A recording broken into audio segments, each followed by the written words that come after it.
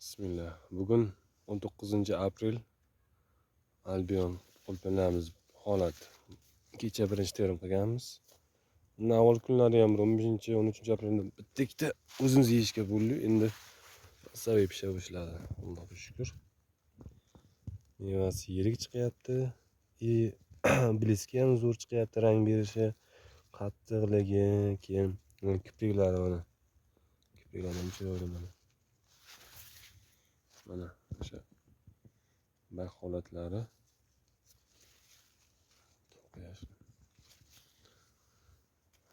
Umumiy holati yaxshi ketyapti. Sentabrda ekilgan. 7-sentabrda.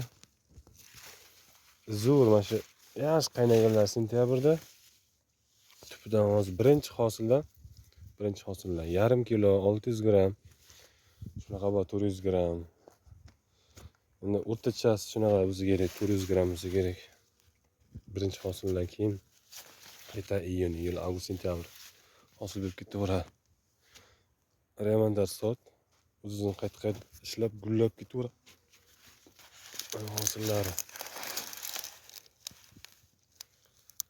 Hosillari.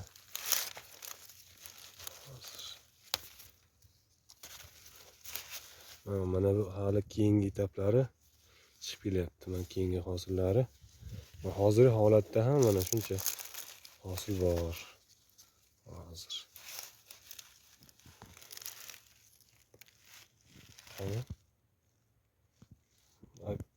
Akustikasi sal oldi. Keyin yaxshi ichlaridan bitta bo'lib hosil quyapti.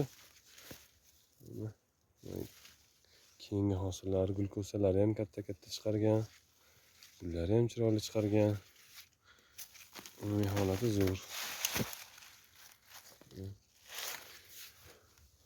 Albion issiqda ham, sovuqda ham, o'sha yoz eng issiq davrda ham yaxshi hosil beradi.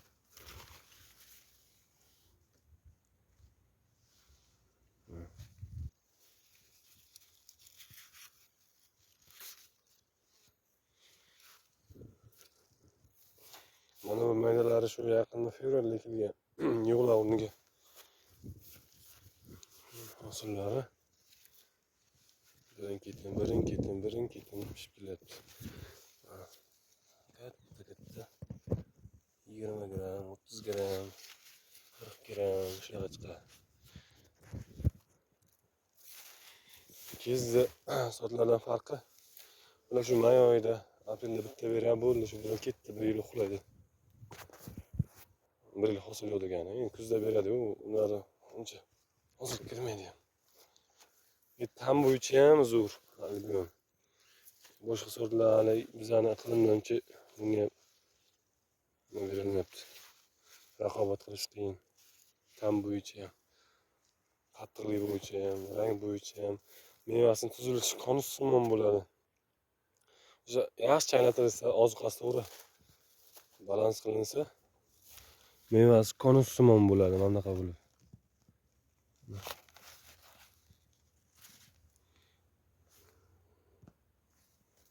Mashalloh. Ko'rganlar bittadan mashalloh deb qo'ysa, Alloh asraydi.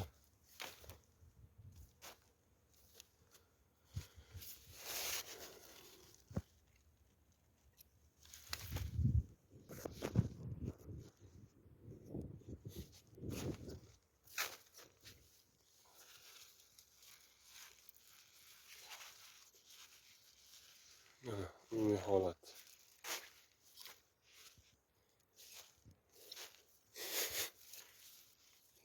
Mana bular sentabr ekilgan emas, bular noyabr ekilgan orasida. Dekabrda ham ekilganlar bor edi orasida. Umumiy holatlari yaxshi. Faqat bu plyonkaga ekilgan qulupnaylarni suvdan berishda adashmaslik kerak. Noto'g'ri suv berib qo'ysa, izichib qolishi mumkin. Shuni sal anavi injili tomonidan sal e'tiborli bo'lish kerak. Agar noto'g'ri suv berib qo'ysa, Bundan farqi ko'pda baribir salafandan. Ochiq anov bilan. Yirtiyaki bilan yopiq salafan o'ralgan qulupnaylarni oziqqa berishi, suv berishi farq qiladi. Agar noto'g'ri suv berib qo'ysa, ilishib ketadi.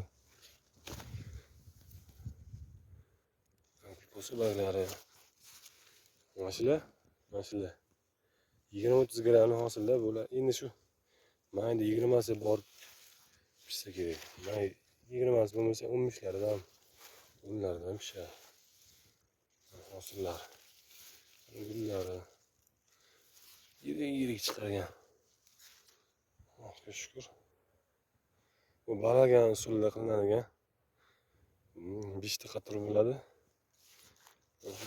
Usulda qilinadigan qulupnaylar, qalbiyon. Yil bo'yi olib ketamiz uni. Faqat aytganimni oziqa berishda adashmas kerak, suv berishda. Agar suv noto'g'ri berib qo'ysa, chiriydi.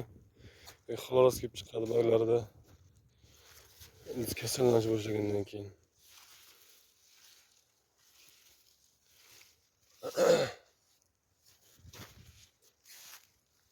Mana hosillar.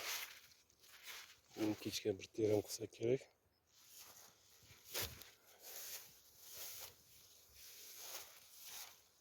Ana shu yerda kattasi bor ekan.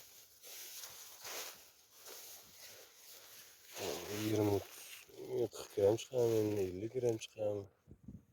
10 gram totmasa kerak. Alloh qo'ymasin. Lekin yaxshi. Umumiy holat. Bu vaqtlarda kaliyaga muhtoj bo'ladi qulupnaylar, kaliyaga. Kaliy ko'p berish kerak bo'ladi. Kaliyaga o'tish kerak bo'ladi ko'proq. Kaliy nitrat, kaliy sulfat. Kalsiy ham berib turish kerak orada. Temir, sink, manganiz, molibden, shunday kabi mikroelementlarni ham miqdorini berib turish kerak. Katta chiqargan. Gulbandini ko'rsalaringiz mana. Qalin chiqargan. Ko'rinayotgan bo'lsa kerak. Ko'z bilan ko'rgan boshqa, telefondan ko'rgan boshqa. Bunda ham shunaqa. Bizdagi holat shunaqa. Rahmat. Hamma sog' salomat bo'lsin. Ko'rishguncha. 18 aprel. Albion pishdi. Birinchi hosillari.